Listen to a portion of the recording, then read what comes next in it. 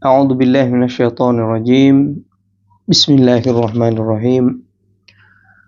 Alhamdulillahirabbil alamin. Wassalatu wassalamu ala asyrafil anbiya'i wal mursalin wa ala alihi wa ashabihi wa man sara ala darbihi ila yaumiddin. Allahumma salli wa sallim wa barik wa azzim wa karrim wa majjid ala sayyidina wa habibina wa syafi'ina wa qurrati a'yunina Muhammadin sallallahu alaihi wasallam wa ala alihi wa ashabihi ajma'in, summa amma ba'du. Assalamualaikum warahmatullahi wabarakatuh.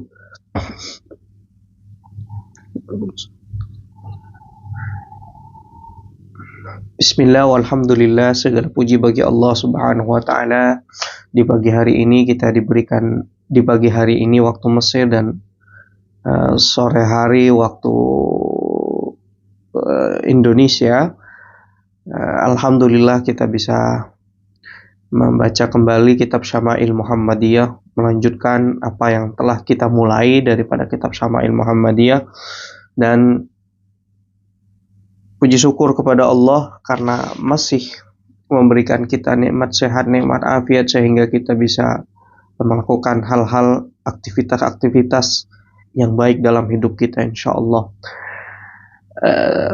Salawat serta salam semoga tercurah limpahkan kepada junjungan kita Nabi besar Nabi Muhammad sallallahu alaihi wasallam yang telah mengangkat kita dari alam kebodohan, alam kejahiliaan menuju alam yang terang benderang, dan mudah-mudahan kita bisa istiqomah berada di malam yang terang benderang ini, yang diterangi dengan hadirnya ilmu, dengan diturunkannya wahyu pertama kali kepada Rasulullah Sallallahu Alaihi Wasallam berupa Al-Quran, yang dimulai dari tekanan untuk belajar, yaitu dengan ayat Iqra bismi rabbikal ladzi khalaq, bacalah atas dasar dengan meminta pertolongan Tuhanmu.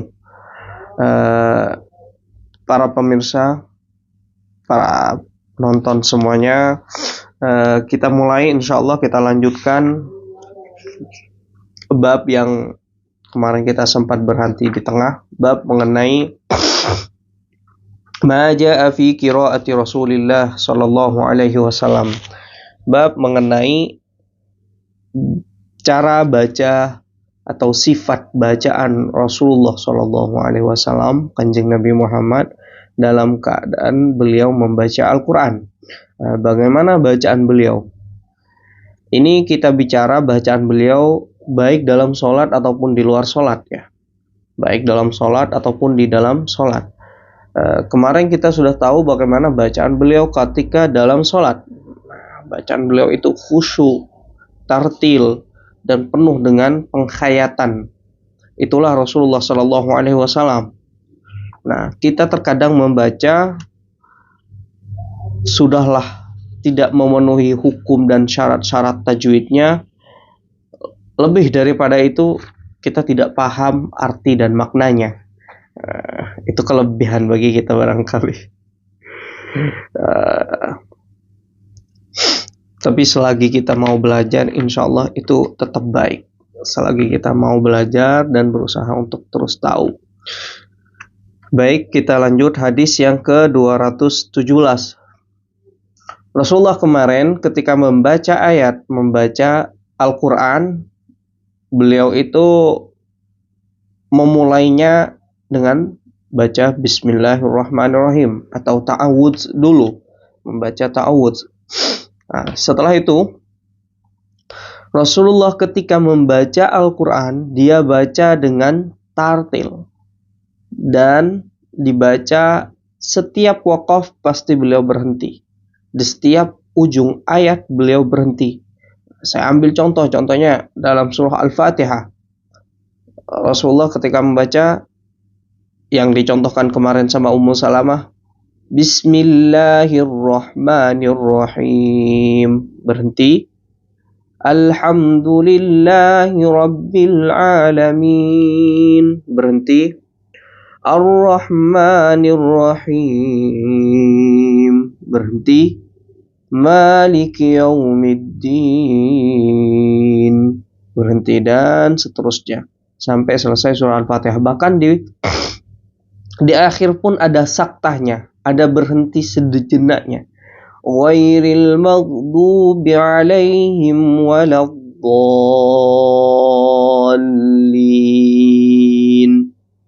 Amin. Nah, seperti itu. Makmum kita biasanya rebutan kalau sudah ghairil maghdubi alaihim waladdallin. Belum selesai makmumnya udah amin. Itulah tata cara baca Rasulullah SAW di antara sifat atau cara bacaannya Rasulullah SAW.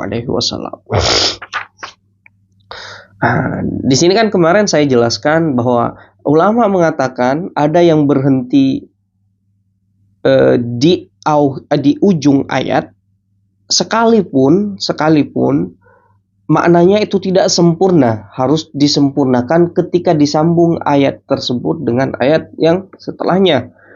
Nah, namun ini ittiba'an li Rasulullah, untuk mengikuti sebagaimana Rasulullah lakukan, ya seperti itu kita lakukan juga, sekalipun maknanya masih tergantung, belum sempurna maknanya.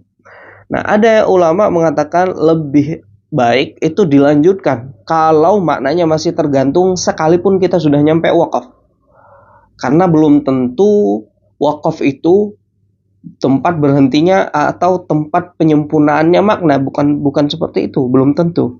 Nah, boleh dilanjutkan dan kita sudah jelaskan. Tapi alangkah baiknya kita kalau mengikuti Rasulullah SAW itu pun baik, dan ini mungkin lebih baik karena Rasulullah melakukannya sedemikian. Oke, lanjut 317.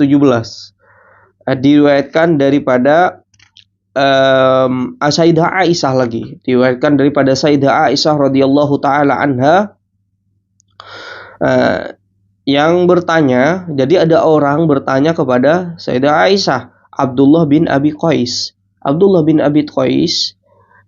Penasaran, mungkin ingin tahu bagaimana bacaannya Rasulullah SAW. Dia bertanya kepada Sayyidah Aisyah karena Sayyidah Aisyah merupakan istri Rasulullah yang tahu bagaimana bacaannya Rasulullah. Mungkin ia lihat atau jadi makmum ketika sholat sunnah, ketika sholat malam di belakang Rasulullah Shallallahu Alaihi Wasallam. Apa kata Sayyidah Aisyah ketika ditanya tentang bacaannya Rasulullah Shallallahu Alaihi Wasallam? Akana yusirru bil qiraati am yajharu? Wahai Sayyidah Aisyah, emang Rasulullah kalau Rasulullah itu kalau baca Al-Quran itu secara senyap-senyap, maksudnya secara lirih, atau beliau mengangkat suara, baca dengan keras gitu? Apa bacanya seperti ini? Fi qulubihim maradun fazadahumullahu marada, atau fi qulubihim maradun fazadah, lirih gitu, atau dibaca cuma sebatas keluar dari lisan, fi qulubihim maradun fazadahumullahu marada, seperti itu, atau cuma diam-diam seperti itu, senyap-senyap lah, lirih ya, lirih seperti itu, atau dibaca Bismillahirrahmanirrahim, dibaca seperti itu. Kata Sayyidah Aisyah, qalat kullu dzalika qad kana yaf'alu, qad kana yaf'alu, qad kana rubbama asarra wa rubbama jahara. Semua itu pernah dilakukan Rasulullah. Terkadang Rasulullah baca dengan lirih, teduh gitu. Terkadang Rasulullah itu bacanya dengan suara yang diangkat sehingga terdengar, bahkan yang ada di luar rumah Rasulullah pun mendengar bacaan Rasulullah Shallallahu Alaihi Wasallam. Seperti itu.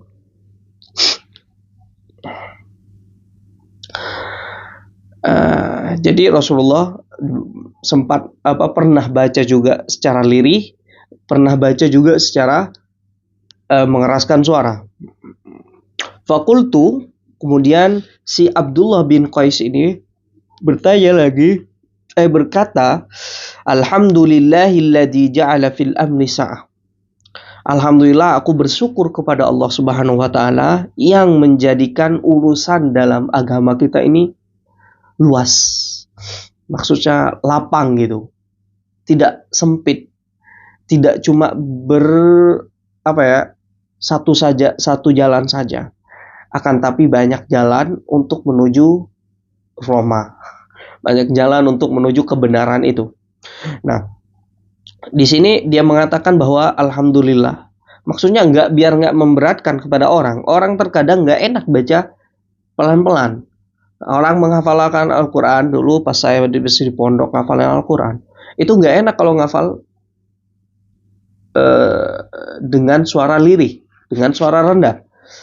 Malah enaknya kalau apalagi ngangkat suara itu biasanya cepat hafal, cepat ingat gitu. Karena terketuk di telinga langsung. Sehingga tepat ingat apa yang kita baca. Nah, dia mengatakan alhamdulillah, berarti saya mudah untuk membacanya. Boleh baca kalau mungkin ketika saya berjalan boleh murojaah atau sambil baca Al-Quran dengan suara lirih, suara rendah. Boleh juga dengan mengangkat suara ketika saya di rumah atau mungkin di masjid. Seperti itu. Cuma ini tergantung keadaannya. Membaca suara itu, membaca Al-Quran, jika mengangkat suara dan di samping kita ada orang tidur, biasa apabila lagi satu kamar dengan orang, itu tidak diperbolehkan orang mengganggu orang tidur. Sekalipun yang dibaca itu Al-Quran, nggak boleh itu.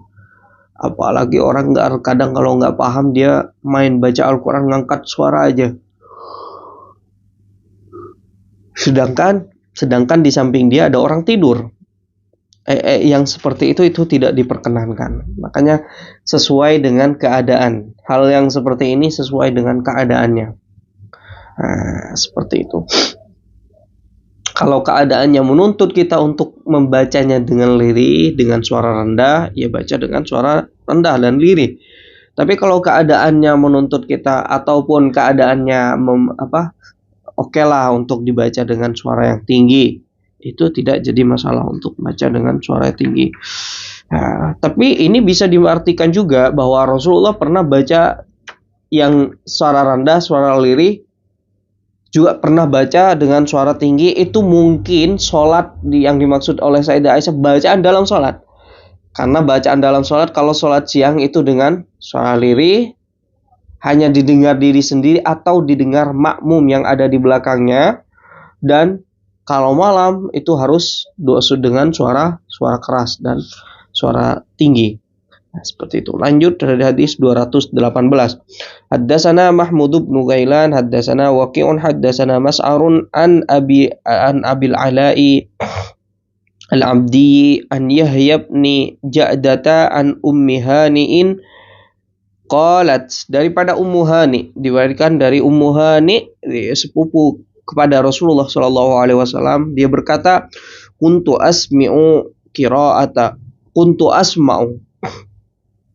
qira'atan nabiyyi bil-laili wa ana ala arishi.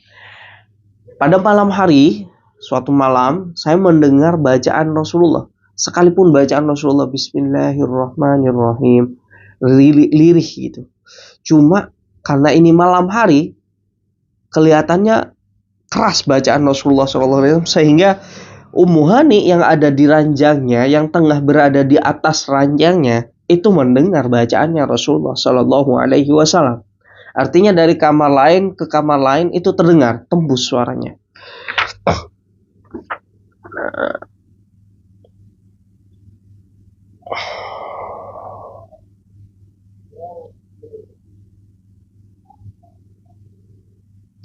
Nah, di sini penjelas hadis yang menjelaskan hadis ini mengatakan dianjurkan atau disunnahkan membaca dengan suara keras sekalipun sholatnya itu dalam keadaan sholat nafilah, sholat duha atau sholat tahajud. Nah, enak kalau biasanya baca sholat tahajud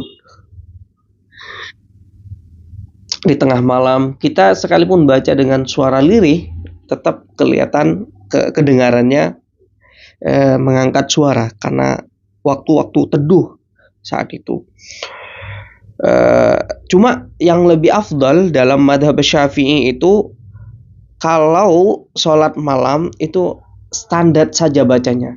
Bismillahirrahmanirrahim, maksudnya sholat tahajud gitu. Kecuali sholat tarawih. Sholat tarawih memang kalau ada makmumnya angkat suara. Ya, demikian juga kalau sholat tahajud. Kalau ada makmumnya ya angkat suara juga. Lanjut ke hadis 219. Haddatsana diriwayatkan daripada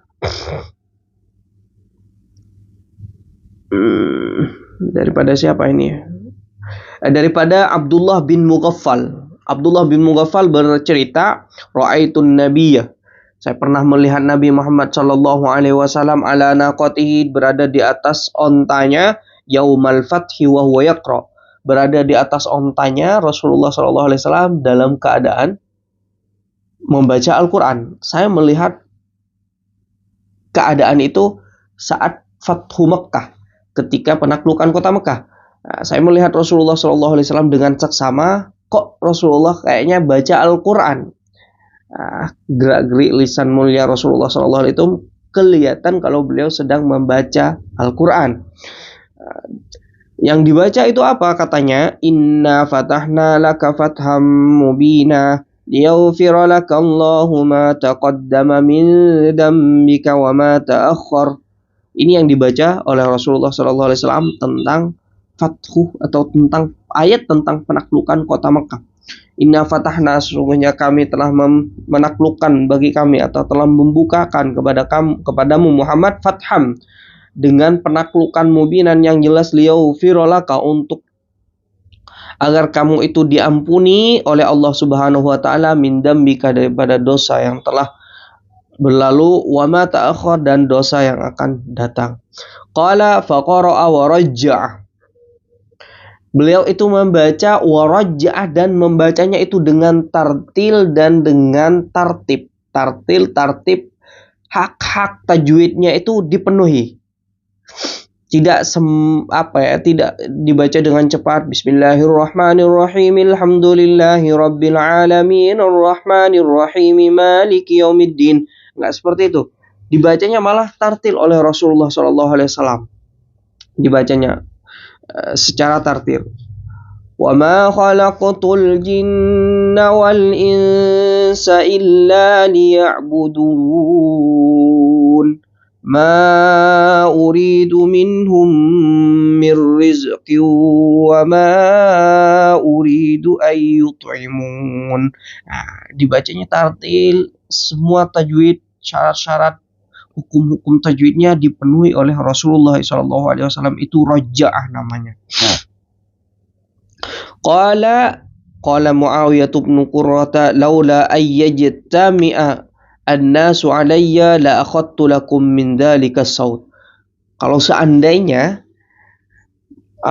saya tidak takut manusia itu akan berkumpul kepada saya, maksudnya mendatangi saya, maka saya akan angkat suara saya membaca sebagaimana Rasulullah SAW baca,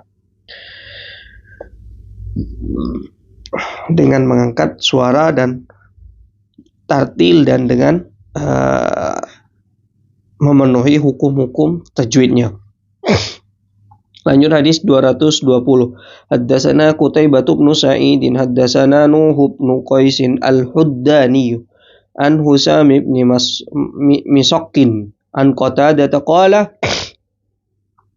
ma ba'asallahu nabiyyan illa hasanal wajhi. Allah tidak mengutus seorang nabi kecuali dia hasanal wajhi. Perawakannya itu indah, wajahnya itu berseri-seri, handsome, tampan gitu.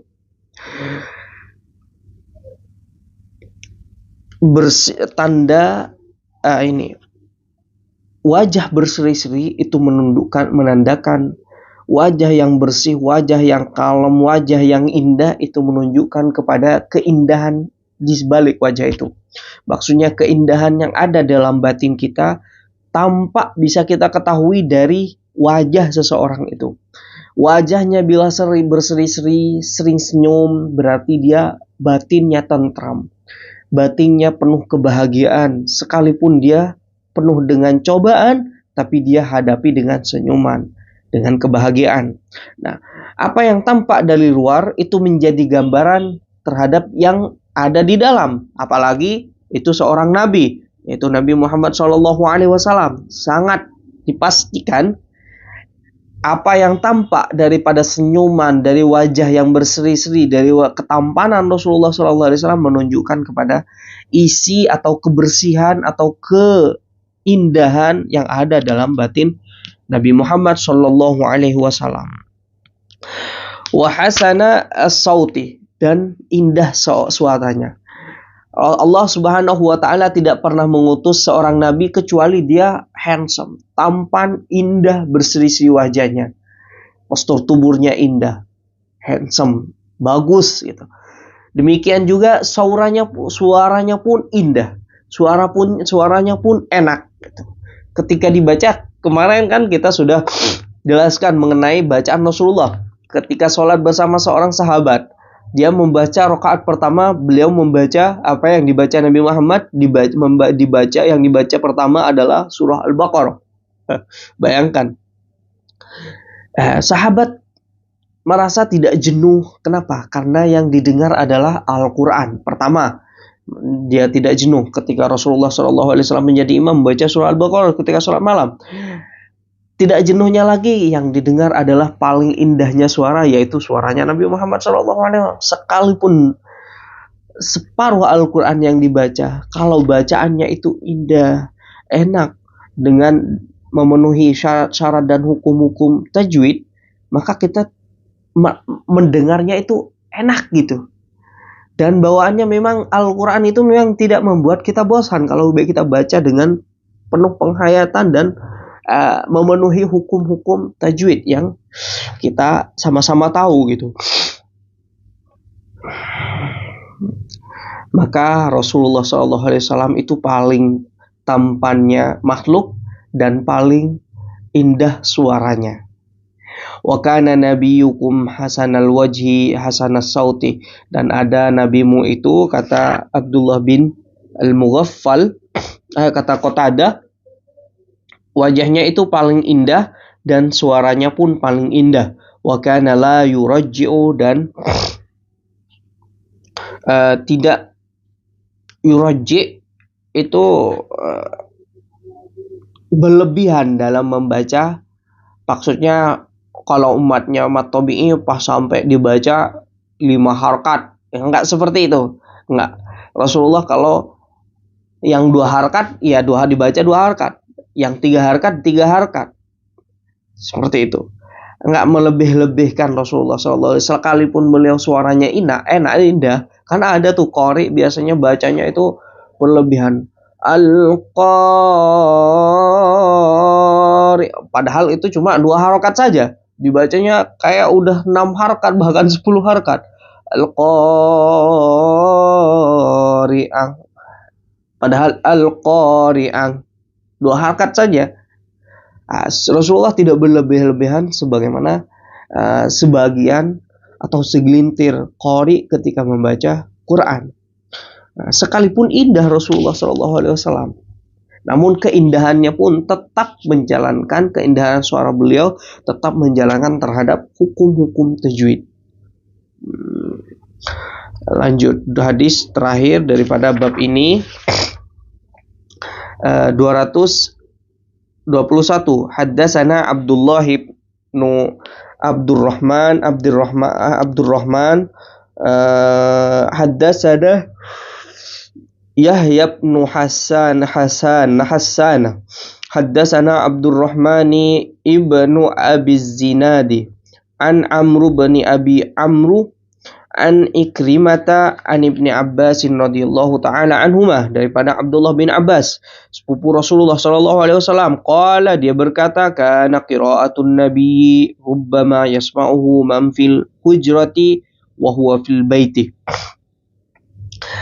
Bacaan Rasulullah sallallahu alaihi wasallam itu terkadang sampai didengar man fil hujrati, orang yang ada di rumah itu, hujrah atau kamar itu, wa huwa fil bait, dan bacaannya Rasulullah membacanya di dalam rumah, wa huwa fil bait. Oke.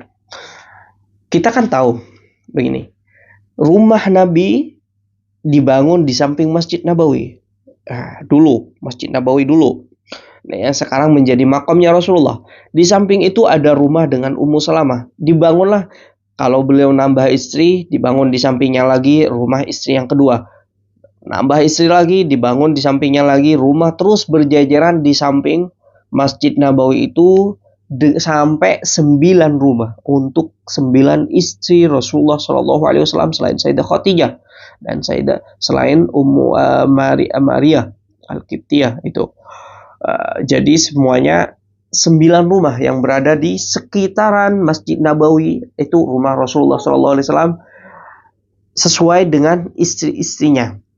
Yaitu kalau rumah Ummu Salamah, rumahnya Hafsah, rumahnya Sayyidah Aisyah yang paling dekat dengan Masjid Nabawi. Nah, di samping-sampingnya itu rumah istri-istri yang lain. Nah, di situ Rasulullah ketika membaca itu hampir didengar oleh rumah yang di sampingnya. Artinya ada Rasulullah ngangkat suaranya itu agak tinggi sehingga terdengar ke rumah yang lain. Dan Rasulullah Shallallahu Alaihi Wasallam membaca di dalam rumah. Apa yang perlu kita pelajari daripada ini? Karena Al-Quran, li'anna Al-Qur'ana indama yuqra fi kulli makan tatanazzalur rahmat. Al-Quran, catat ini, Al-Quran bila dibaca di manapun itu, di tempat apapun, kecuali di toilet, itu akan turun rahmat Allah Subhanahu wa Ta'ala bila kita membaca Al-Quran di tempat itu. Dan di dalam Al-Quran, di dalam rumah itu, bila kita bacakan Al-Quran, malaikat akan datang ke rumah kita. Maka rumah kita akan tampak bercahaya dan teduh ketika kita bertamu ke rumah orang. Biasanya kan rumahnya kecil, namun menemukan keteduhan, menemukan kenyamanan. Bisa saja itu Al-Quran sering dibaca di dalamnya, atau bisa saja karena orangnya ahli zikir, atau bisa saja orangnya itu sering membaca sholawat sehingga membawa suasana rumahnya itu nyaman, teduh.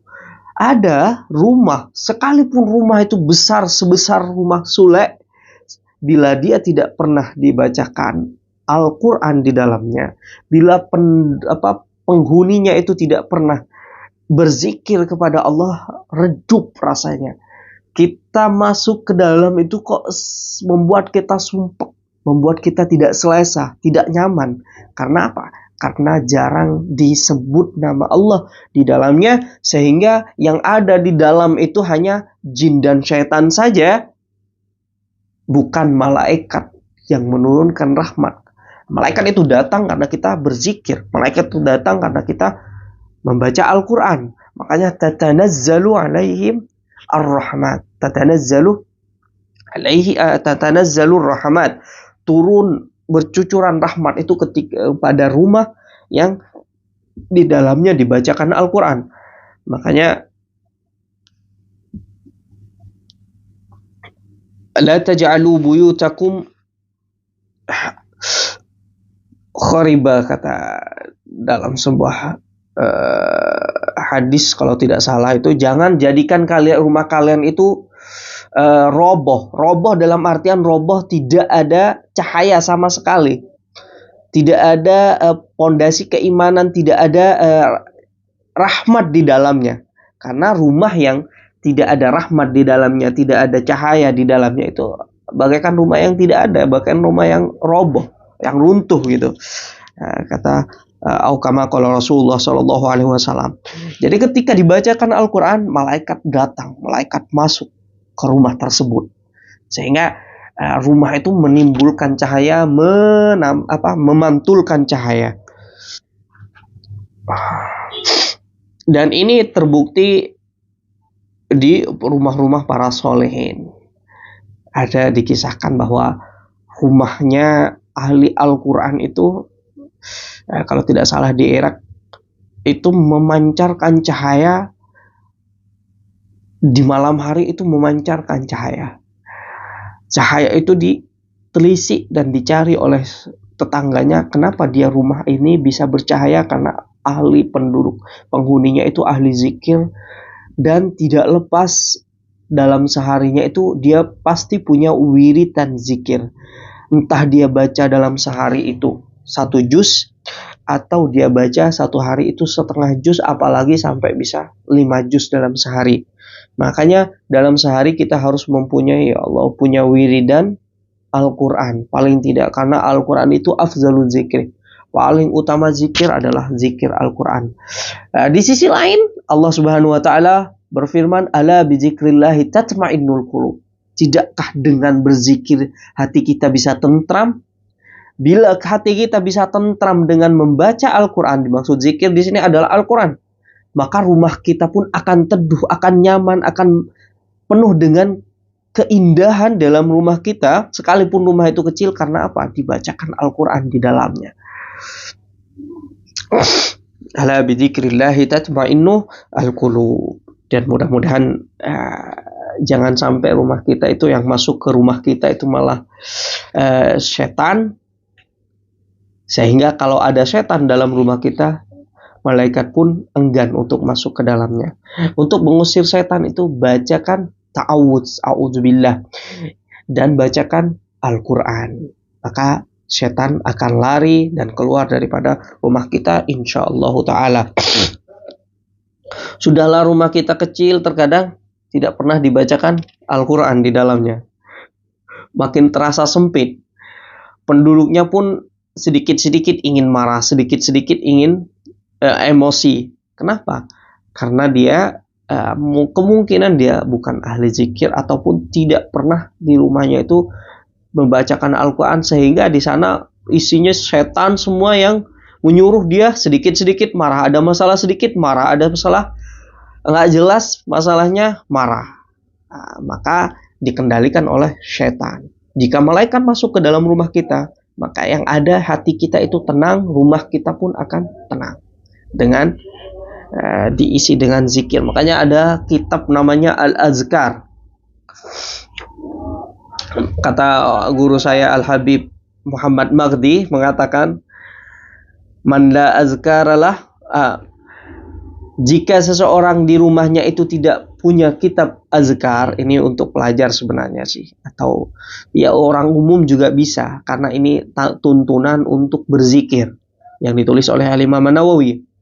Jika di rumahnya seseorang itu tidak ada kitab atau buku azkar, kitab azkar, falaisa minaz zakin, ketahuilah bahwa orang itu bukan orang yang ahli zikir.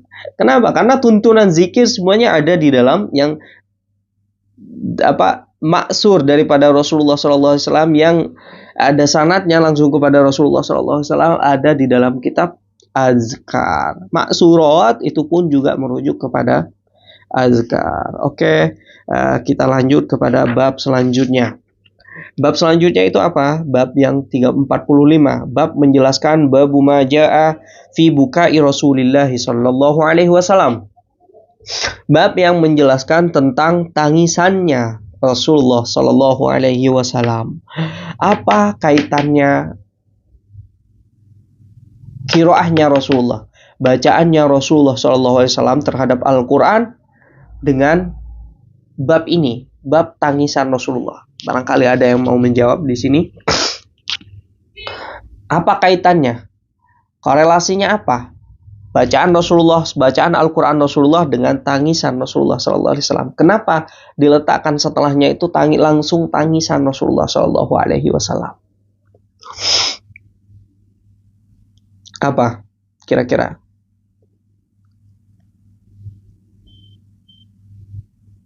Ibu Rahmi. Ibu Ninis, apa kira-kira? Repotnya gini ya, kalau live itu tidak bisa langsung bertanya. Sekalipun bertanya nanti lelet yang jawab.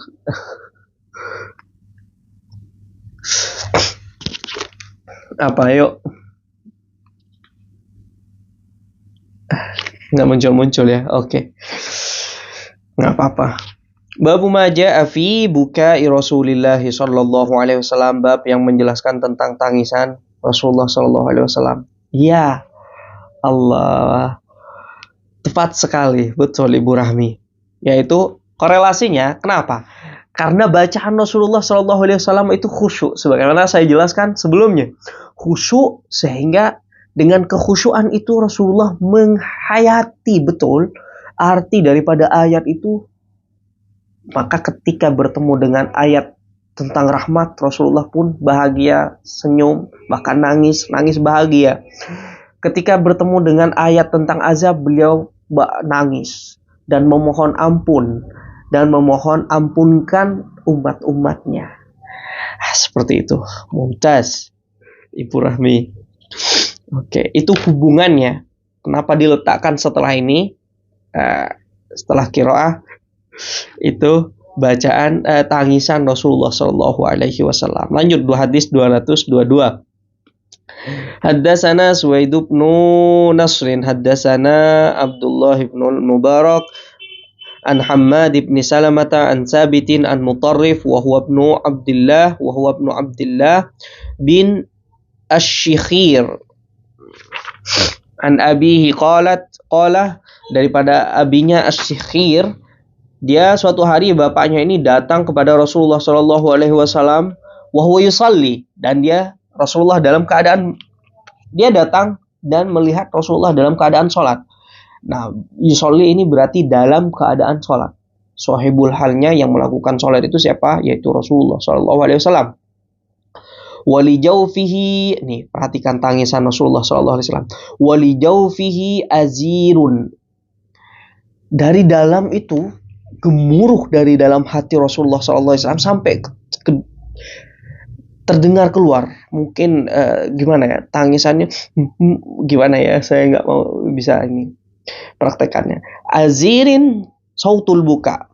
Azirin itu ke aziri. Ya, azir itu adalah bunyi tangisan atau terdengar bunyi dari dalam. Ka'aziril mirjali minal bukai. Diumpamakan tangisan Rasulullah bunyinya itu gini. Diumpamakan priuk ya, atau bejana. Priuk ketika diisi air lalu ditaruh di atas api, kita panaskan air itu dan airnya itu mendidih. Mendidih itu kan ini ngangkat-ngangkat kayak gini kan, dan ditaruh tutupnya itu ditaruh di atasnya. Ketika ditaruh di atasnya, diangkatlah oleh air itu. Nah, goyangan yang diangkat oleh air, ujung tutup dengan ujung yang lain itu akan berbunyi tak tak tak tak tak tak seperti itu. Karena air kan mengangkat dia, bergerak kan, tak tak tak tak tak tak tak. Maka bunyinya seperti itu, ka'aziril mirjal. Tangisan Rasulullah Shallallahu Alaihi Wasallam saat umumnya si Syekhir ini datang, Syekhir ini datang mendengar bunyi sebagaimana bunyi yang saya contohkan tadi, tak tak tak tak tak tak, tak itu. Mudah-mudahan paham. Saya ambil contoh analogi ini, mudah-mudahan paham. Jadi ketika air itu mendidih kan, air itu meluap. Ketika meluap, tutupnya itu akan terangkat. Maka goyang-goyang. Goyang-goyangnya itu akan menimbulkan bunyi tak tak tak tak karena menyentuh periuk tersebut. Tutup periuk itu menyentuh periuk tak tak tak tak tak, tak kayak gini. Demikian juga tangisan Rasulullah Shallallahu Alaihi Wasallam sampai bunyi kayak gitu. Contohnya iya dicontohkan bunyinya ya, mungkin dia saya contohnya. Mungkin seperti itu dari saking khusyuknya Rasulullah Shallallahu Alaihi Wasallam dan mentadabburi ayat itu. Sebab tangisannya itu apa? Bisa ada beberapa kemungkinan. Oke, ada beberapa kemungkinan tangisan Rasulullah SAW. Pertama, karena beliau itu tahu, beliau itu sedang menghadap siapa? Menghadap Allah Subhanahu wa Ta'ala yang mengasihi dia, yang mencintai dia, yang menyayangi dia, yang memberikan rahmat kepada dia. Jadi khusyuk. Kita kalau sudah tahu kadar seseorang, kiai seumpamanya, saya sebagai santri tahu kadar seseorang, maka kita berada di depannya itu dengan khusyuk, dengan penuh penghormatan, malu, dengan penuh penghormatan, sehingga ketika dinasehati itu kadang sampai nangis. Kenapa? Karena tahu kedudukan orang yang ada di depan kita, kiai kita tahu terhadap kiai saya tahu kedudukannya, sehingga saya so hormat kepada beliau.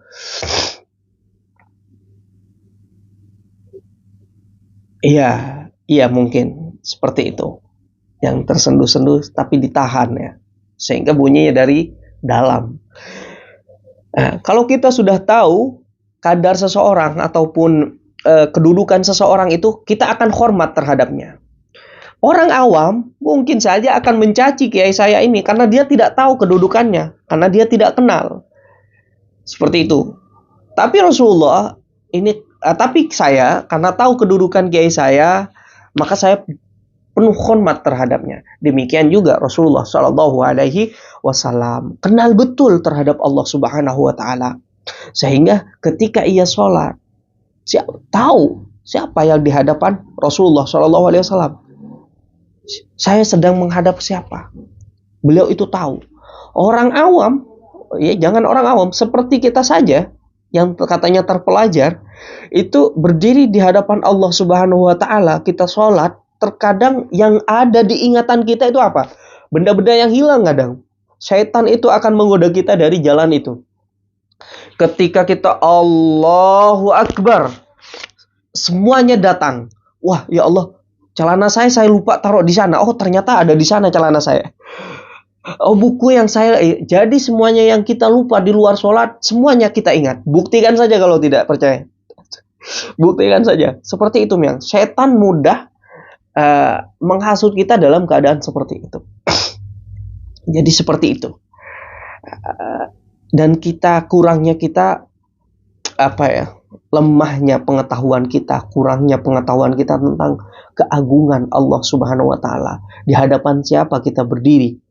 Makanya iqamatus shalah itu didirikan dengan penuh khusyuk dan penuh penghayatan dan penuh pengetahuan terhadap orang atau terhadap zat yang kita menghadap kepadanya.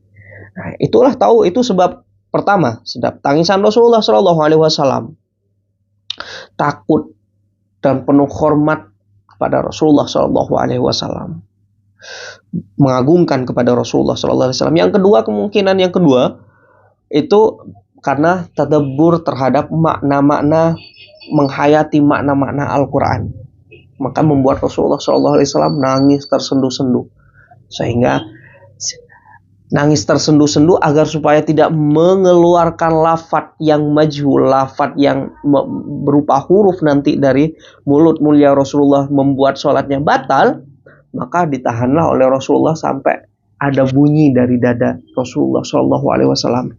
Kayak kata Ibu Rahmi, kayak orang menangis tersenduh-senduh, yang ditahan itu ada bunyi yang keluar dari dalam. Itu sekalipun tangisannya bukan kayak anak kecil ya. Anak kecil kalau minta jajan, mulutnya yang bunyi.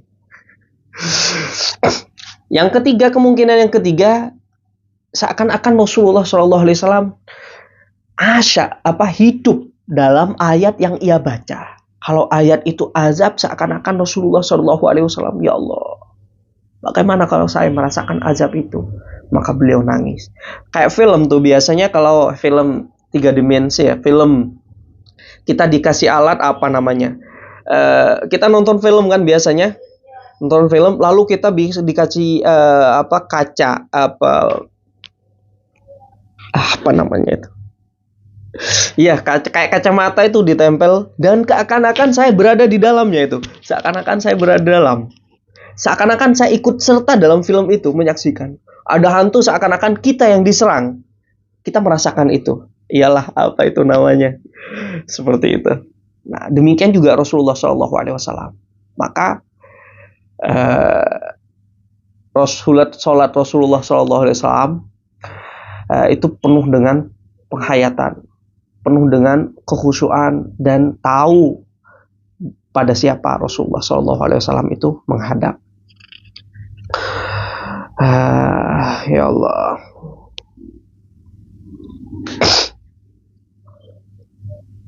Hadis yang ke-223. Di mana kita di sisi Rasulullah Shallallahu Alaihi Wasallam? Ya Allah. Haddatsana Mahmud bin Ghailan haddatsana Muawiyah bin Hisham haddatsana Sufyanu anil A'mashi an Ibrahim an Abidata an Abdullah bin Mas'ud, daripada Abdullah bin Mas'ud radhiyallahu taala anhu qala, dia berkata, qala li, Rasulullah sallallahu alaihi wasallam berkata kepada saya atau menyuruh kepada saya, iqra alayya, coba bacakan satu ayat untuk saya. Jadi Abdullah bin Mas'ud ini kaget, karena Abdullah bin Mas'ud ini termasuk yang suaranya enak. Suaranya enak, dan imam pertama yang ditunjuk oleh Sayyidina Umar untuk menjadi imam tarawih. Fakultu, kata Ibnu Mas'ud, ya Rasulullah, ya Rasulullah, ini ya Rasulullah untuk tambih, berarti sesuatu yang penting dan menakjubkan yang akan datang setelahnya. Ya Rasulullah, wahai Rasulullah, padahal Rasulullah ada di depannya. Ya Rasulullah, bukan seperti itu. Wahai Rasulullah, gitu. Aqra'u alaika wa alaika unzil. Saya membaca kepadamu sedangkan Al-Quran, saya membacakan untukmu, membacakan Al-Quran untukmu sedangkan Al-Quran itu sendiri turun kepadamu ya Rasulullah. Makul, unthinkable ya Rasulullah, gitu bahasa kerennya barangkali. Itu tidak di luar nulur ya Rasulullah. Di luar nalar itu ya Rasulullah, kepadamu Al-Quran itu turun dan saya membacakan untukmu Al-Quran itu. Gimana ya Rasulullah Shallallahu Alaihi Wasallam, kata ini. Dia ta'ajub. Tapi jawaban Rasulullah Shallallahu Alaihi Wasallam, inni uhibbu an asma'ahu min ghairi. Saya pengen banget dengar bacaan Al-Quran daripada selain saya. Selama ini saya membacanya, mungkin bacaan saya itu karena saya fokus dengan bacaan, mungkin pentadabburannya itu kurang sempurna. Seperti Rasulullah masih mengatakan seperti itu. Bayangkan bagaimana dengan kita. Terkadang kita kalau mendengarkan dari orang, khusyuknya kita lebih, dan perenungan kita pun bisa fokus kita ketika mendengarnya, bisa fokus dan bisa merenungi, meratapi kalau kita tahu artinya. Demikian juga Rasulullah SAW, saya ingin mendengar dan saya ingin mentadaburi hasil daripada pendengaran saya. Dan akhirnya karena sudah dirusuh Rasulullah yang minta, nggak mungkin menolaknya. Faqara'tu suratan Nisa hatta balagtu, saya membaca surah An-Nisa sampai pada ayat wajibna bika ala haula'i syahida. Ini ayatnya, fakaifa idza ji'na min kulli ummatin bi syahidin wa ji'na bika ala haula'i syahida wa ji'na bika ala haula'i syahida. Artinya, sampai di sini Rasulullah SAW qala fara'aitu ainai Rasulillah sallallahu alaihi wasallam tahmulan atau tahmilan. Ketika sampai ayat ini, saya melihat Rasulullah sallallahu alaihi wasallam, kedua mata mulia Rasulullah sallallahu alaihi wasallam menyucurkan air mata, mengalirkan atau meneteskan air mata, bukan cuma menetes tapi mengalirkan air mata. Keadaan itu sangat terkesan bagi Rasulullah SAW, dan Rasulullah menggambarkan keadaan begitu dahsyatnya hari kiamat. yang nanti Rasulullah SAW menjadi saksi tidak hanya pada umatnya, tidak hanya kepada umat-umat para nabi, tapi nabi-nabi yang selain Nabi Muhammad pun yang dijadikan saksi oleh Allah Subhanahu wa taala atas amalan, atas kesolehan mereka, para nabi ini, dan atas kedurhakaan umat-umat nabi-nabi selain Nabi Muhammad, yaitu Nabi Muhammad. Begitu mulianya kedudukan Nabi Muhammad di sisi Allah Subhanahu wa taala. Makanya waji'na bika, dan kami datangkan denganmu Muhammad, ala haula'i, atas nabi-nabi selainmu itu, nabi-nabi yang diutus sebelum Nabi Muhammad, syahidan, dan kamu menjadi saksi, dalam keadaan menjadi saksi bagi mereka, menjadi saksi bahwa mereka telah menyampaikan risalah mereka, menyampaikan risalah mereka, bahwa mereka telah melakukan kebaikan-kebaikan yang Allah perintahkan kepada mereka, kepada nabi-nabi ini. Yang menjadi saksi siapa? Mulia Nabi Muhammad. Ya Allah, kedudukan Nabi Muhammad, Allah mengagungkannya. Kenapa kita tidak mau mengagungkan Nabi Muhammad sampai dijadikan saksi kepada nanti di hari kiamat, hari di mana keadaan kita, Rasulullah di sisi lain nangis ini, Rasulullah nangis membayangkan begitu dahsyatnya di hari kiamat ketika didatangkan ya Allah, dan umatnya Nabi Muhammad pun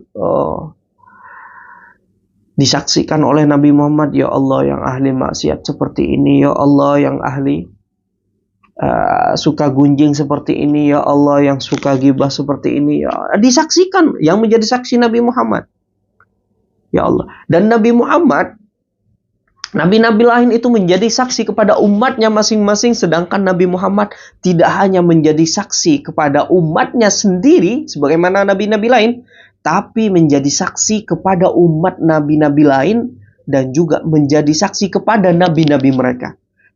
Ya Allah, begitu agungnya Rasulullah Sallallahu Alaihi Wasallam di sisi Allah. Agung. Makanya tidak ada yang tahu keagungan Rasulullah, tidak ada yang tahu kadar kedudukan Rasulullah Sallallahu Alaihi Wasallam itu kecuali Allah Subhanahu Wa Taala.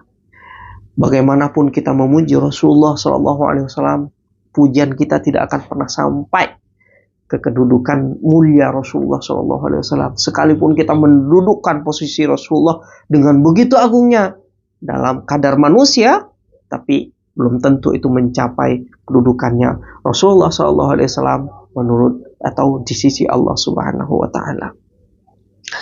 Jadi wajibna bika ala haula'i syahida, menjadi saksi bagi mereka. Maka Rasulullah menyaksikan itu, ya Allah, begitu agungnya kedudukan saya, ya Allah. Ya Allah, bagaimana umat saya nanti di hari kiamat? Dahsyatnya keadaan seperti itu. Ada yang bangkit dengan dalam keadaan berupa na'udzubillahi min dzalik, bukan berupa manusia. Ada keadaan yang dibangkitkan buncit perutnya sampai melelet sampai ke bawah, sampai ke tanah, nyeret di tanah. Ada yang datang karena sering makan makanan riba, sampahnya harta riba. Ada yang dibangkitkan berseret karena dari saking banyaknya dosanya, atau sering menggunjing orang lain, lidahnya sampai panjang menjulur ke, ya Allah, na'udzubillah. Mudah-mudahan kita selamat semuanya. Itu yang dipikirkan oleh Rasulullah SAW. Umatnya ini bagaimana? Ya Allah, ya Allah, mudah-mudahan kita selamatkan semuanya, insya Allah, ya Allah. Saling mendoakan, insya Allah, ya.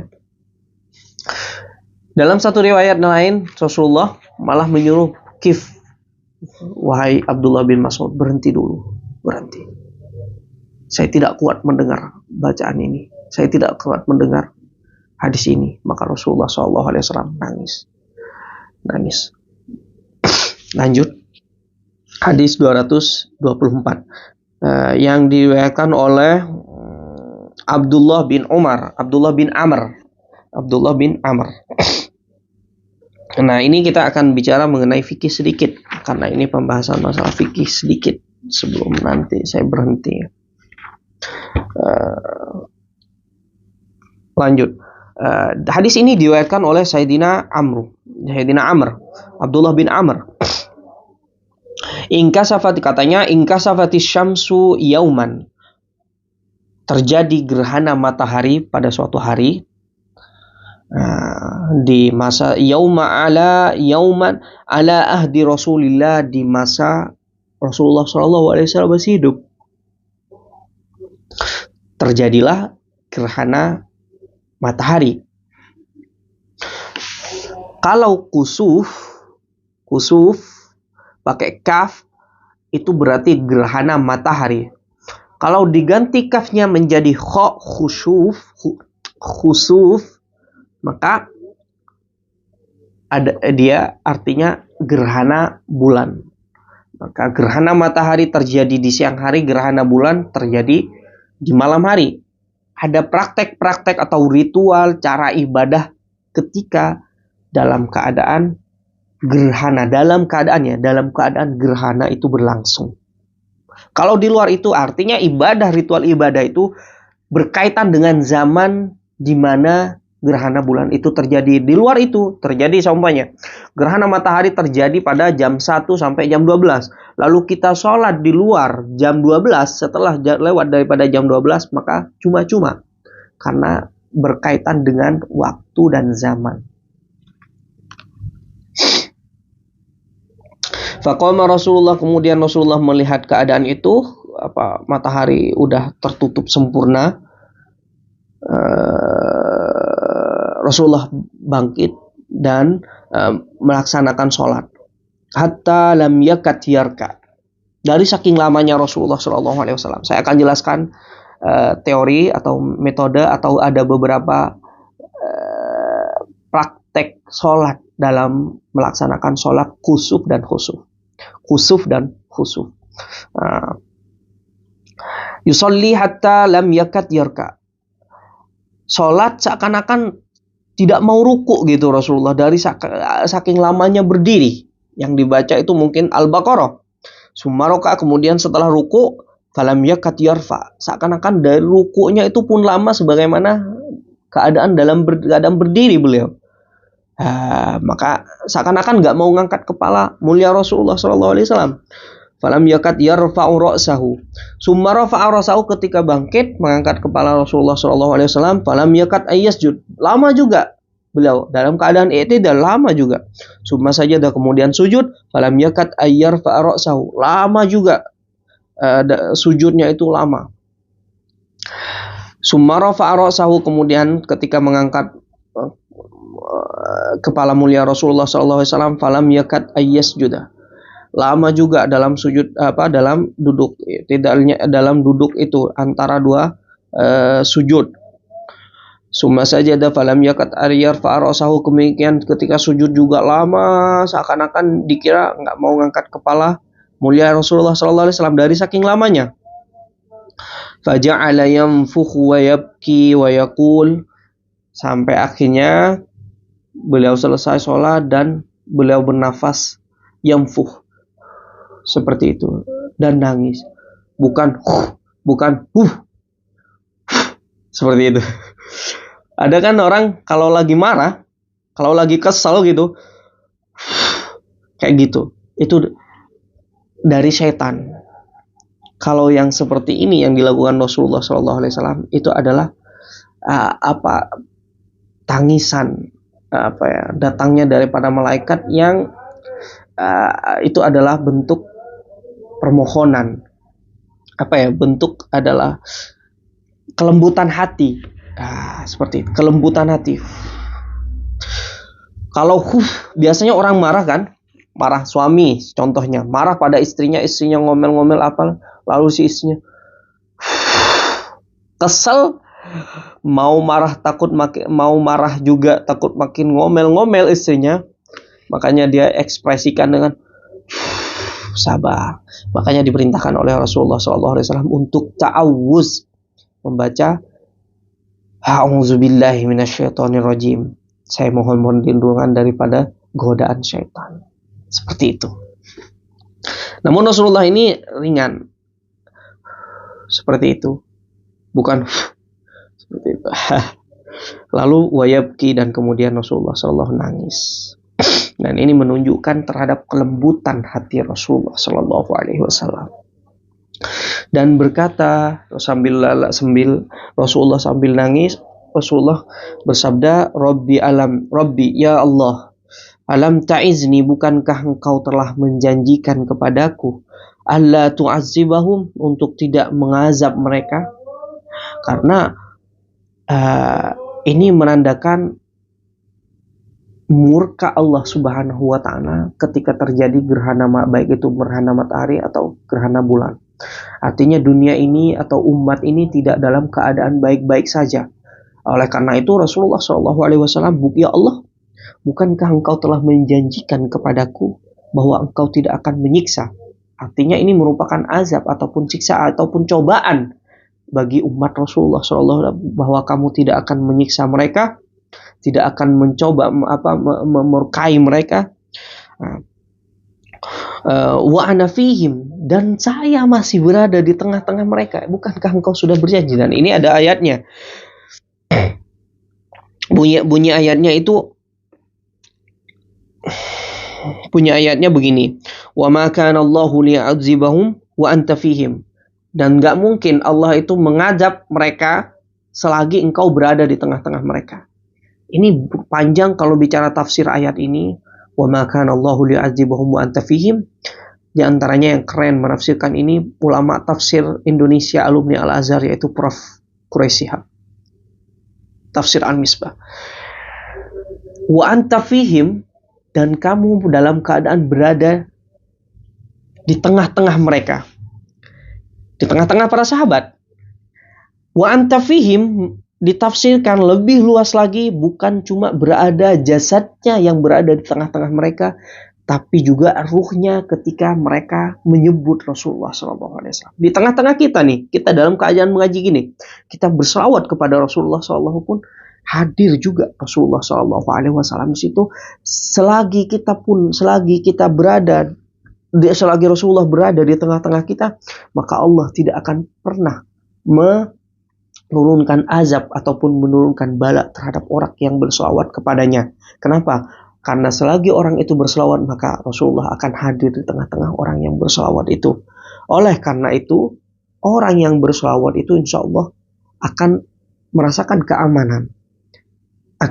Kenapa? Karena tidak akan pernah turun bala selagi dia membaca selawat kepada Rasulullah. Karena dengan dia membaca selawat, mengundang Rasulullah untuk hadir di majelisnya Rasulullah SAW. Dan semoga mudah-mudahan majelis kita ini termasuk yang dihadiri oleh Rasulullah SAW, dan sehingga tidak turun bala kepada kita. Wa anta fihim, katanya, ya Allah, saya masih berada di tengah mereka dengan jasad saya, bukan ruh saya saja, di tengah mereka. Ya Allah, kamu tutup matahari, bahwa itu dengan tutupnya matahari itu merupakan azab ataupun bala kepada kita.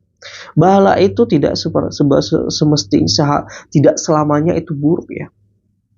Bala itu tidak selamanya. Al-ibtila, katanya dalam sebuah ungkapan,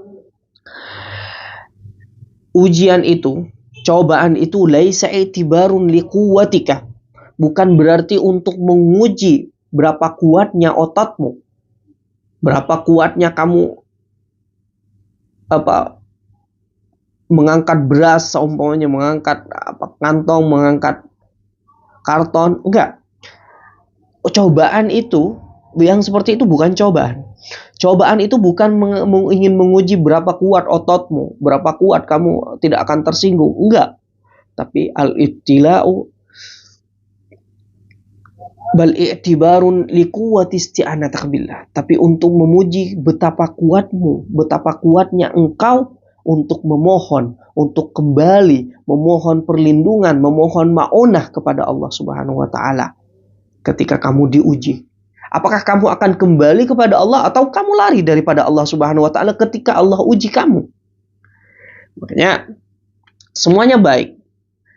Orang diuji ataupun orang diberi nikmat. Makanya ada ungkapan ajaban li amril mu'min. Sungguh mengherankan perkara urusan orang yang beriman itu, perkaranya sangat mengherankan. Kenapa? Ketika dia diuji oleh Allah, bersyukur kepada Allah. Mengucapkan alhamdulillah. Ketika dia Diberi nikmat, dia juga mengucapkan bersyukur, dia bersyukur kepada Allah dan mengucapkan alhamdulillah. Semuanya ajaban di amrimu kullahu khair. Semuanya itu baik, semuanya. Baik itu berupa bala, itu juga baik. Baik itu berupa nikmat, itu juga baik. Terkadang nikmat itu menjadi nikmah. Terkadang nikmat ini malah menjadi bahan fitnah bagi kita. Dan terkadang bala itu malah menjadi nikmat bagi kita. Karena bila kita sabar, kita akan banyak belajar daripada cobaan itu. Makanya Rasulullah SAW yang kedua, Rabbi alam ta'idni, bukan yang kedua, bukankah kamu juga telah menjanjikan kepada saya alla tu'adzibahum wa hum yastaghfirun, untuk tidak mengazab mereka, untuk tidak menyiksa mereka atau tidak mengirimkan bala terhadap mereka, wa hum yastaghfirun, dan mereka itu beristighfar. Dan ini jambab wa ma kana Allahu mu'adzibahum wa hum yastaghfirun, ayatnya, ayat Al-Qur'an. Dan tidaklah Allah akan menyiksa mereka sedangkan mereka itu masih sentiasa beristighfar kepada Allah Subhanahu wa ta'ala. Ini memohon, ya Allah. Ini permohonan Rasulullah, ya Allah. Bukan menagih kayak menagih hutang, menagih janji Rasulullah, enggak. Cuma permohon, ya Allah. Rayuan Rasulullah Shallallahu Alaihi Wasallam dengan melalui pertanyaan, bukankah saya kalau merayu istrinya soalnya, bukankah saya sudah memenuhi janji-janji saya? Bukankah saya itu bukan ini? Bukankah kamu telah berjanji dulu kepada saya untuk setia? Itu bukan menagih janji, tapi ingin memastikan. Kalau suami istri, aduh, nggak, saya kurang paham sih yang kayak gituan. Wa nahnu nastaghfiruka, dan saya ini beristighfar kepadamu ya Allah, dan kami ini beristighfar kepada Engkau. Bukankah Engkau tidak akan mengadab kami selagi kami beristighfar kepadamu? Kata Rasulullah Sallallahu Alaihi Wasallam, falamma shalla rakaataini injalatis syamsu, dan tatkala Rasulullah mendirikan sholat 2 rakaat, terpancarlah, tersingkaplah lagi matahari itu yang tadi tertutup, maka tersingkap lagi.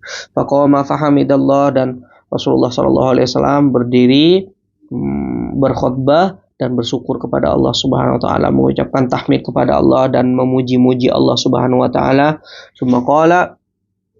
Kemudian beliau bersabda, inna syamsa wal qamara ayatani min ayatillah, sesungguhnya ketahuilah bahwa sesungguhnya matahari dan bulan itu merupakan tanda-tanda kebesaran Allah, tanda-tanda daripada tanda-tanda kebesaran Allah, tanda-tanda daripada tanda-tanda wujudnya Allah, keberadaannya Allah Subhanahu wa taala, yaitu adanya matahari dan adanya bulan.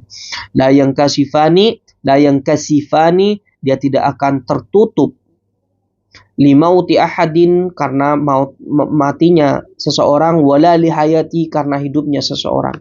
Karena dulu kejadian ini terjadi pada Nabi Ibrahim. Pada saat Nabi Ibrahim itu meninggal, katanya matahari itu tertutup, dan diyakini oleh mereka pada masa Nabi Ibrahim itu bahwa matahari pun ikut sedih karena matinya Nabi Ibrahim, meninggalnya Nabi Ibrahim. Maka hadis ini menolak atau menentang pernyataan yang sedemikian. Fa idzan kasafa fafza'u ila dzikrillah. Maka ketika matahari itu fa'idang kasafa fafsa'u ilallah, ketika bulan dan matahari itu tertutup atau terjadi gerhana bulan dan gerhana matahari, maka bersegeralah kamu untuk menghadap Allah, berzikir kepada Allah, memohon ampun kepada Allah, dan melakukan sholat. Oke, saya sekarang ingin menjelaskan dari sisi fikihnya, praktek sholatnya. Ada 3 teori, saya tutup dengan ini. Nggak mungkin selesai kayaknya pembahasan masalah ini karena masih banyak. Oke. Gini. Pertama, ada 3 cara melakukan sholat gerhana matahari atau gerhana bulan. Pertama itu sholat sebagaimana biasa. Ini cara untuk sholat gerhana matahari ataupun gerhana bulan. Ada 3 praktek sholat yang biasa dilakukan oleh Rasulullah SAW dan ini masyhur. Salah satu yang pertama, praktek sholat pertama, sholat sebagaimana sholat biasa. Sholat sebagaimana sholat biasa, yaitu takbir Allahu Akbar, baca Alhamdulillah, baca Fatihah. Setelah itu baca surah pendek ataupun surah panjang, terserah. Baru setelah itu sujud, ruku. Setelah ruku i'tidal, lalu kemudian sujud sebagaimana sholat biasanya. Sebagaimana sholat biasanya 5 waktu itu. Itu cara yang pertama. Kemudian setelah sholat baru khutbah. Baru sang imam itu berkhutbah. Itu cara yang pertama. Cara yang kedua untuk melakukan sholat gerhana, cara yang dilakukan Rasulullah SAW adalah Allahu Akbar, takbiratul ihram, lalu baca Al-Fatihah, kemudian baca surah Al-Baqarah. Rakaat pertama baca surah Al-Baqarah sampai selesai. Surah Al-Baqarah sampai selesai. Kemudian ruku. Jika baca surah Al-Baqarah itu 1 jam, maka rukunya itu lebih dikurangi durasinya. Panjangnya itu dikurangi, berarti 55 menit rukunya. Ruku selama 55 menit. Jika berdirinya itu 1 jam, maka rukunya 55 menit. Lalu bangkit. Baca surah Al-Fatihah. Oke? Baca surah Al-Fatihah. Kemudian setelahnya baca Ali Imran. Kita umpamakan baca Ali Imran ini 55 menit lah. Karena lebih pendek daripada surah Al-Baqarah. Setelah selesai baca Ali Imran, ruku. Ruku kalau tadi berdirinya 55 menit, maka sekarang berdirinya 50 lah. 50 atau 45 menit. Lebih sedikit lagi. Baru i'tidal. Bangkit i'tidal dan kemudian sujud. Kemudian sujud kalau tadi rukunya 45 menit atau 50 menit, maka dia sujudnya ambil 40 menit. Sujud 40 menit, sujud pertama 40 menit, sujud kedua 40 menit, lalu bangkit lagi. Rakaat kedua berarti. Rakaat kedua dia membaca An-Nisa. Membaca An-Nisa, baca An-Nisa itu sekitar 40 menit atau 35 menit. Anggap saja 40 menit baca surah An-Nisa. Kemudian ruku lagi. Ruku kalau tadi berdirinya di rakaat kedua ini 40 menit, maka rukunya 35 menit. Bangkit lagi dan baca surah Al-Maidah. Al-Maidah mungkin dibaca sebanyak 25 menit atau 30 menit. Jika 35 menit berdiri saat membaca surah Al-Maidah, maka rukunya itu 25 menit. Sampai i'tidal, setelah i'tidal sujud. Baru ketika sujud ini lebih sedikit ini baru lebih panjang karena sujud terakhir, ini lebih panjang sedikit daripada rukuknya. Kalau tadi rukuknya itu 35 menit, maka sujudnya lebih panjang sedikit, bisa 40 atau 45 menit, kemudian salam. Itu cara yang kedua. Cara yang terakhir, ini yang biasa masyhur dilakukan di Indonesia. Karena di Indonesia nggak mungkin baca surah Al-Baqarah, lari semua jamaahnya. Cara yang terakhir, yaitu Allahu Akbar. Baca surah Al-Fatihah. Ya, takbiratul ihram dulu, iftitah, dan baca Al-Fatihah. Kalaupun nggak mau baca iftitah langsung, karena itu sunnah, baca langsung Al-Fatihah juga tidak jadi masalah, karena kita cuma meninggalkan sunnah. Lalu setelah itu baca apa saja surah-surah pendek, baca Alam Nasroh, baca Al-Ikhlas, baca Al-Falaq, Al-Alaq, baca terserah apa saja surah-surah pendek. Kemudian ruku sebagaimana surah pendek itu jika 5 menit ya 5 menit, atau 3 menit 1 menit, atau 2 menit ya 2 menit. Lalu bangkit lagi, baca surah pendek lagi. Ini masih rakaat pertama, baca surah pendek lagi. Baca Tabbat Yada Abi Lahab wa Tab atau Al-Fath. Terserah dah, pokoknya ayat-ayat pendek, atau Al-Kautsar. Lalu kemudian rukunya sebagaimana dia berdiri, panjangnya, lamanya. Lalu kemudian i'tidal dan sujud. Sujud ini sebagaimana dia ruku. Sujud, setelah itu bangkit lagi, baca Al-Fatihah dan baca surah pendek, kemudian ruku, kemudian bangkit lagi, berdiri, baca surah pendek, dan kemudian ruku, dan setelah ruku, i'tidal dan sujud. Sujud selesai, salam, baru naik ke atas mimbar. Itu cara yang ketiga. Baru naik ke atas mimbar dan khotib menyampaikan khutbahnya. Jika Jumat itu fardu, ini sunnah. Jumat dilakukan khutbahnya sebelum sholat. Sholat gerhana, khutbahnya setelah sholat. Itu bedanya. Dan jika malam itu dibaca secara jahar, Alhamdulillahirabbil alamin, Ar-Rahmanir Rahim, Maliki Yaumiddin, Iyyaka na'budu wa iyyaka nasta'in, Ihdinas siratal mustaqim, sampai selesai. Kemudian khutbah kemudian baca surah-surah, baik itu surah pendek dan atau surah panjang yang biasa dipraktekkan kan yang ketiga ini kalau di Indonesia. Itulah caranya kita melaksanakan sholat gerhana bulan. Kalau sendirian ya nggak usah khutbah, berdoa saja kepada Allah Subhanahu wa Ta'ala, memohon ampunan kepada Allah Subhanahu wa Ta'ala. Bisa dilakukan berjamaah, alangkah baiknya kalau kita bisa datang ke masjid. Seumpamanya di Alamanda, datang ke Masjid Baitul Siddiq untuk melakukan ini. Kan biasanya diumumkan saat saya masih di sana, dulu pernah ada gerhana bulan. Oke, itu saja mungkin yang bisa saya sampaikan. Mudah-mudahan bisa jelas dan manfaat. Wassallallahu ala sayyidina Muhammad wa ala alihi wa sahbihi wasallam. Walhamdulillahirabbil alamin. Jika ada pertanyaan, jika ada yang belum jelas, bisa ditanyakan sekarang sebelum saya tutup. Dan sebelum saya tutup, kita juga akan mendoakan para saudara-saudara kita yang ada di Palestina, insyaallah. Jika ada pertanyaan, silakan.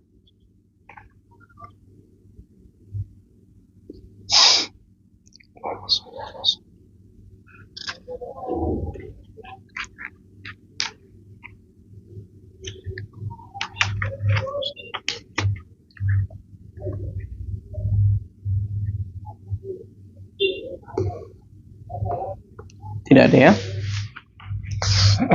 Tidak ada pertanyaan. Oke, jika tidak ada, mari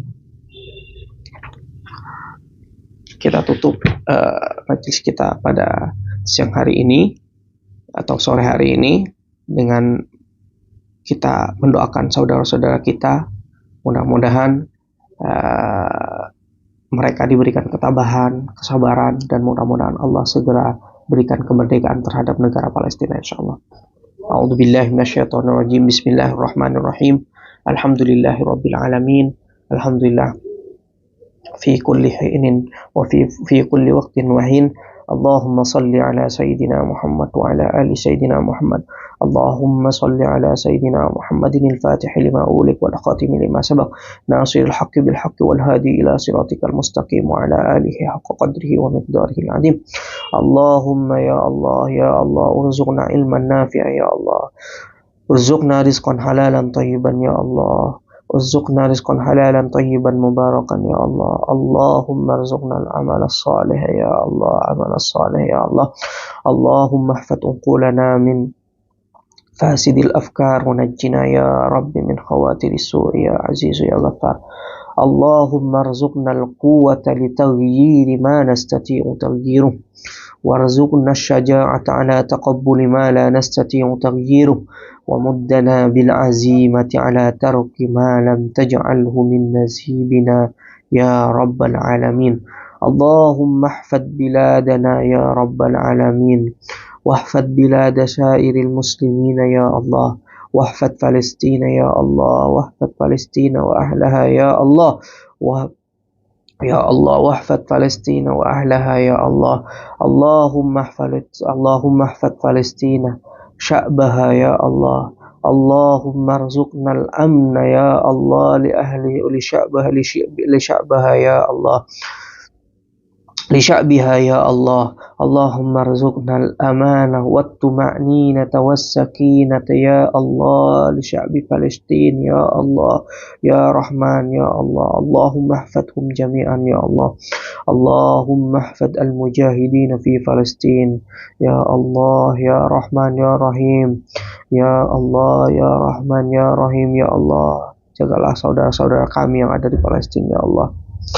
Berilah kekuatan kepada para pejuang di kota Palestina ya Allah, untuk meraih kemerdekaan mereka dari penjajahan Zionis ya Allah. Ya Allah, kami memang merasakan kemerdekaan, tapi kami juga tidak rela apabila melihat saudara-saudara kami di Palestina tidak merasakan apa yang kami rasakan ya Allah. Mereka tidak bisa tidur sebagaimana kita bisa tidur di atas bed ya Allah. Mereka tidak bisa merasakan ya Allah, rumah mereka hancur ya Allah. Pandanglah mereka dengan pandangan kasih-Mu ya Allah. Ya Allah, ya Allah, berilah segala pertolongan, berilah segera pertolongan terhadap mereka ya Allah. Dan hancurkanlah Zionis yang membuat kehancuran, kerusakan di muka bumi ya Allah. Ya Allah, hamba memohon kepada Engkau ya Allah.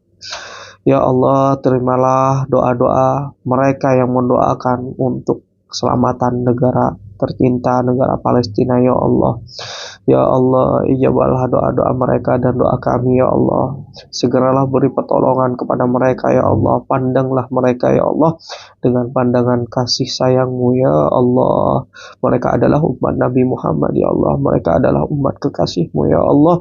Dan di sana juga ada kiblat pertama kami ya Allah, yang nenek moyang kami pernah menghadap ke sana ya Allah, juga kekasih-Mu Nabi Muhammad ya Allah. Jagalah mereka ya Allah, jagalah penduduk Palestina ya Allah, berilah rasa aman pada mereka ya Allah. Apa yang hilang dari mereka, baik itu berupa rumah, berupa harta, gantilah ya Allah dengan yang lebih berharga ya Allah, ya Rahman ya Rahim ya Allah. Hancurkanlah ya Allah musuh-musuh-Mu ya Allah. Ya Allah, Zionis Yahudi ini telah membuat kehancuran di muka bumi ini. Bukankah Engkau memerintahkan untuk memakmurkan dunia ini? Namun mereka ya Allah membuat kehancuran di muka bumi, maka hancurkanlah mereka ya Allah. Hancurkanlah mereka ya Allah ya Rahman, dan berilah kemerdekaan, rasa nyaman, ketentraman kepada penduduk Palestina ya Allah, sebagaimana kami bisa merasakan rasa nyaman. Ya Allah, ya Allah, ya Allah, ya Rahman, ya Rahim. Bijahi Nabiyyika Muhammadin sallallahu alaihi wasallam. Allahumma hafad biladal muslimin. Allahumma hafad biladana Indonesia amnaha wa amanaha, amiraha wa sya'baha laylaha wa naharaha ya rabbal alamin. Ya Allah, kama hafidta biladana Indonesia, fahfad bilada شائر المسلمين يا الله، وخاصة الفلسطين يا الله يا الله يا رحمن يا رحيم، ببركته وبجاه نبيك محمد صلى الله عليه وسلم، وبسر الفاتحة. أعوذ بالله من الشيطان الرجيم. بسم الله الرحمن الرحيم. الحمد لله رب العالمين الرحمن الرحيم مالك يوم الدين. Iyyaka na'budu wa iyyaka nasta'in ihdinas siratal mustaqim siratal ladzina an'amta 'alaihim ghairil maghdubi 'alaihim waladdallin amin. Mudah-mudahan doa kita diijabah oleh Allah Subhanahu wa taala, dan jangan lupa selipkan. Itu adalah tanda kepedulian kita atau pertolongan kita kepada mereka. Selipkan di setiap doa kita, di setiap terbesit Palestina, maka selipkan doa untuk mereka. Negara mereka ya Allah, kalau baca berita ya Allah, begitu tidak manusiawinya yang mengatakan paling manusiawi itu ya Allah. Mudah-mudahan kita selalu diberi rasa aman oleh Allah Subhanahu wa taala la dhahiran wa batina insyaallah. Mungkin itu saja yang dapat kami sampaikan, dan mudah-mudahan diberikan keberkahan insyaallah majelis kita pada hari ini. Kita tutup dengan pembacaan subhanakallahumma wa bihamdika asyhadu an la ilaha illa anta astaghfiruka wa atubu ilaik. Assalamualaikum warahmatullahi wabarakatuh.